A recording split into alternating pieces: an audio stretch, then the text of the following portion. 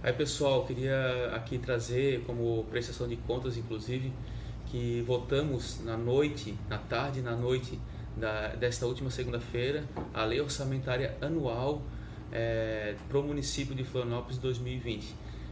Normalmente, a gente sempre vota nas últimas semanas do ano a Lei Orçamentária para o ano seguinte. A LOA, que é a Lei Orçamentária Anual, ela é uma das últimas peças do conjunto de peças orçamentárias. A gente aprova no primeiro ano do mandato o plano plurianual, que determina as ações previstas de atividades, de metas para os próximos 4 anos. Então pega os 3 anos da gestão e mais o primeiro da gestão que entra. E a cada ano a gente vota a Lei de Diretrizes Orçamentárias, a LDO, e depois a LOA, que é especificando cada gasto, cada atividade, em cada ação específica da diretriz orçamentária, né? Então, primeiro dizer que o orçamento para o ano que vem está previsto em 2 bilhões e 400 e poucos milhões, né? A gente tem uma arrecadação prevista de 1 bilhão e 900 milhões, a arrecadação aumentou em torno de 8% mais ou menos. E quero dizer que a lei orçamentária, a LOA ou a peça orçamentária, ela deveria refletir aquilo que está previsto enquanto políticas públicas, né? E aí começa algumas das nossas críticas primeiro ao processo e ao método. Primeiro que só fomos ter um plano de metas que também não estava coerente com o PPA no ano passado. Então o governo deveria ter um plano de metas específico e o plano de metas refletido no PPA. E o PPA refletido na Lei de Diretrizes Orçamentárias e na LOA. Infelizmente, esse conjunto de elementos que deveriam ser para o controle social e também para transparência, acabam que não funcionam adequadamente aqui na cidade. Tanto é que a cidade é uma das piores cidades do Brasil em transparência da administração pública. Isso é muito sério. O segundo ponto é que nós temos aí um alto valor hoje previsto para propaganda e comunicação e atos do Executivo. Se somados todas as etapas previstas na peça orçamentária, ela ultrapassa os 15 milhões de reais. Isso é muito dinheiro.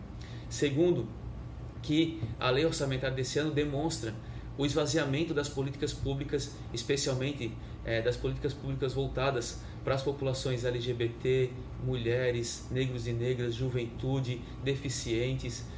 Quando a gente percebe que as coordenadorias e os conselhos ligados a esses grupos populacionais estão sem recurso quase nenhum. Por exemplo, a gente tem R$2.000 para um ano inteiro para a Coordenadoria de Políticas de Igualdade Racial, a COPIR. Isso é inaceitável. Em contrapartida, a gente tem ali 79 milhões para o orçamento somente do gabinete do prefeito Jean Loureiro. E isso demonstra qual é a prioridade central, mostrando o quanto que tem de dinheiro para propaganda e para atos e comunicação da prefeitura e o quanto que tem de dinheiro para as políticas públicas. A gente fez um conjunto de emendas, tentou passar essas emendas. Uma delas é super importante: os fundos municipais, como o Fundo de Cultura, o Fundo de Cinema, o FUNCINE, eles acabam não sendo operacionalizados, acabam não sendo executados no ano fiscal, e eles acabam tratando isso como restos a pagar e transferem para o próximo ano. Isso foi feito no primeiro, no segundo e agora no terceiro novamente. A gente fez uma emenda tentando regulamentar esse tipo de ação para que o Poder Executivo, o prefeito, só faça isso através de um projeto de lei e não de um ato discricionário através de um decreto do qual ele faz todos os anos. Também tentamos, de forma conjunta, pensar ações para que garanta o mínimo de 10% do orçamento para as políticas de assistência social, para a pasta de assistência social. Hoje, a assistência social tem um orçamento super baixo e grande parte desse recurso é somente para as tarifas sociais. Vocês acreditam que o município de Florianópolis repassa para o consórcio Fênix 42 milhões de reais por ano? Está previsto sendo somente para as tarifas sociais. Isso é um absurdo do ponto de vista dos custos para o serviço que a gente tem do transporte público coletivo, que tem uma péssima qualidade na cidade. Nós fizemos algumas emendas que foi da nossa autoria e nenhuma delas foi aprovada. Infelizmente, uma delas tinha sido aprovada inclusive no relatório do relator, que ela era pela admissibilidade, e o plenário tratorou, passou por cima. A base do governo veio com um recado a ser dado para a oposição de não aprovar nenhuma das emendas.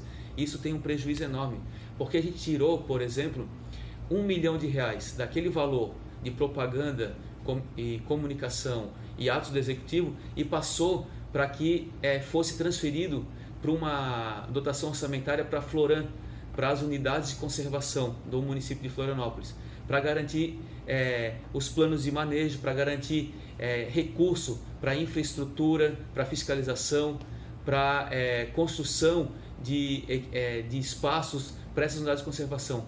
Basta a gente ver que hoje nós temos aí um território de mais de 20% da cidade recoberto por unidades de conservação.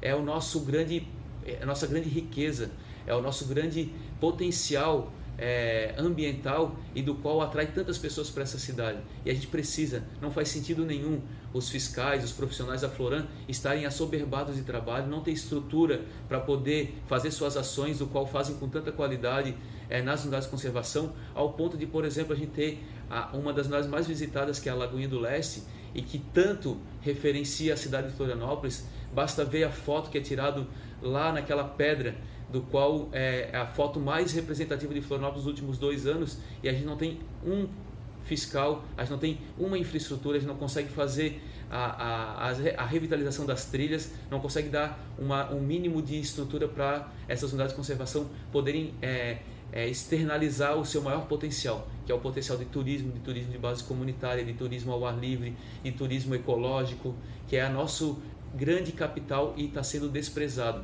Enquanto isso, a gente tem todo um apoio ao turismo de massa, que é altamente predatório. Então a gente tirou R$ 1 milhão ali da pasta de propaganda e comunicação e transferiu para as políticas, para as unidades de conservação. Não foi aprovada, foi rejeitada. O placar sempre dava 14-8, 13-9 e assim por diante. Então, infelizmente, a gente não conseguiu avançar nessa emenda. A outra emenda que a gente propôs foi a emenda da criação e o fomento à economia solidária. Nós alteramos a lei da economia solidária municipal aqui. O prefeito vetou a lei com o argumento de que não tinha recurso, previsão orçamentária e dotação orçamentária para a lei ser aprovada. A lei está aqui na Câmara para a gente dialogar sobre o veto e sobre o veto que o prefeito deu. E aqui seria a solução: R$ 50 mil, retirando de R$ 8 milhões previsto numa única pública para os atos do Executivo. Era R$ 50 mil retirando de 8 milhões de reais da comunicação da Prefeitura. E foi reprovado a necessidade. Imagina quantos empreendimentos de economia solidária na cidade, no momento econômico do qual a gente passa por uma crise que vem se aprofundando, onde a economia solidária é uma solução, é uma saída para várias famílias que acabam se organizando em coletivos, em grupos, sejam eles para comercialização ou para produção. E a gente não conseguiu transferir esse valor, foi também reprovada. A outra foi uma política para o apoio às feiras e às comercializações de produtos orgânicos e agroecológicos. Nós temos 211 estabelecimentos rurais na cidade de Florianópolis, segundo o último censo agropecuário. Grande parte desses estabelecimentos produzem alimentos. Nós estamos hoje com mais de 11 feiras agroecológicas e orgânicas na cidade de Florianópolis. Nós temos aí vários estabelecimentos que são os núcleos das cestas, das compras coletivas. Nós temos também as comunidades que sustentam a agricultura. Nós temos as células ecossolidárias, as células de consumo consciente, que a gente poderia estar dando uma estrutura. A gente colocou ali R$ 50 mil para padronizar, para criar uma identidade, para criar uma cultura da comercialização e do acesso à alimentação agroecológica e orgânica. Também foi derrubado. A gente tirou R$ 50 mil de 8 milhões de comunicação e propaganda por uma política voltada para fomento da agroecologia. E nós também colocamos uma outra que a gente vem colocando nos últimos 3 anos, que é R$ 150 mil para a política de construção de um banco de alimentos e restaurante popular. Hoje nós temos o título de ser a única capital do Brasil que não detém de um restaurante popular. Isso é um equipamento poderoso de segurança alimentar e nutricional, do direito humano à alimentação adequada. Em contrapartida, a Prefeitura compra marmita por R$ 10, R$ 12 para entregar a mais de 200 pessoas. Só o valor da compra dessas marmitas pagaria a operacionalização de um restaurante popular e estaria dando acesso a uma alimentação adequada para milhares de pessoas. Isso é um problema sério e não foi derrubada por questões que não são questões de fundo. Os argumentos colocados no relatório para reprovar essas emendas que eu estou falando para vocês são de que elas deveriam estar na LDO, e elas já estavam. A criação do Programa de Fomento à Economia Solidária está previsto, já é uma lei.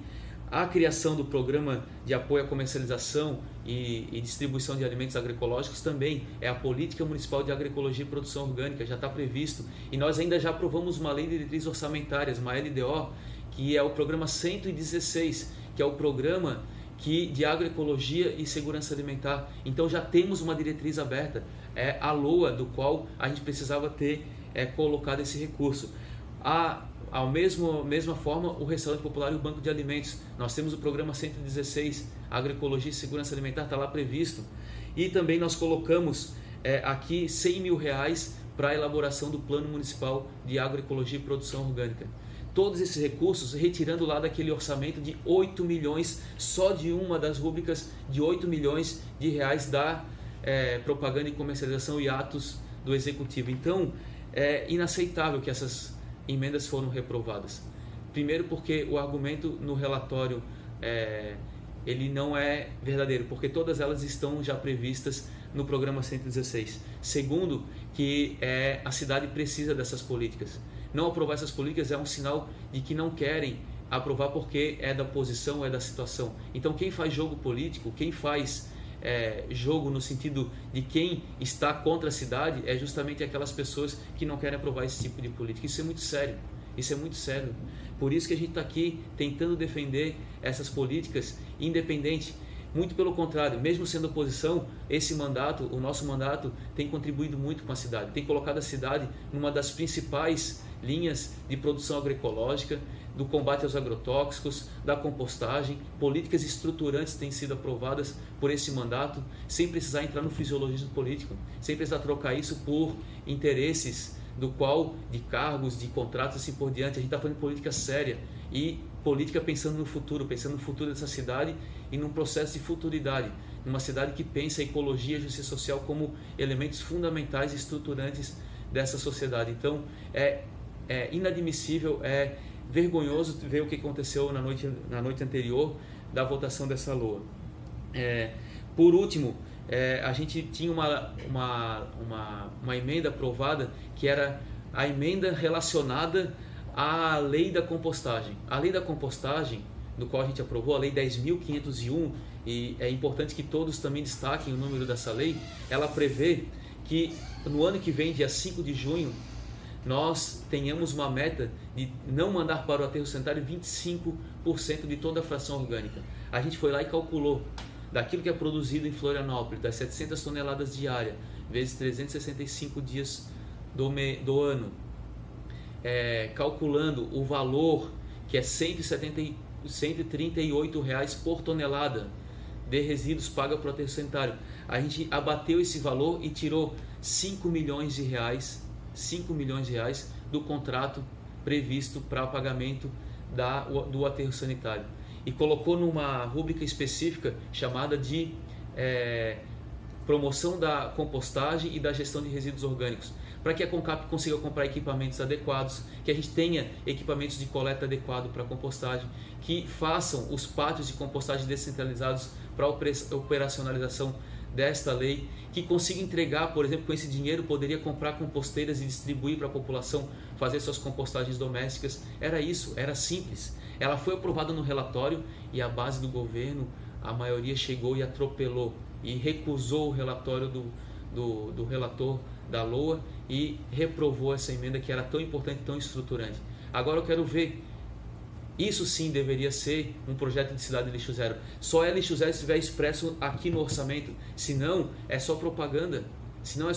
Enquanto isso está todo mundo aí fazendo separação do seu lixo e passa o mesmo caminhão coletando. Senão as pessoas querem participar da coleta seletiva e não conseguem. As pessoas querem participar do processo de compostagem e não conseguem, porque a estrutura não muda. E ela não muda porque o orçamento não muda.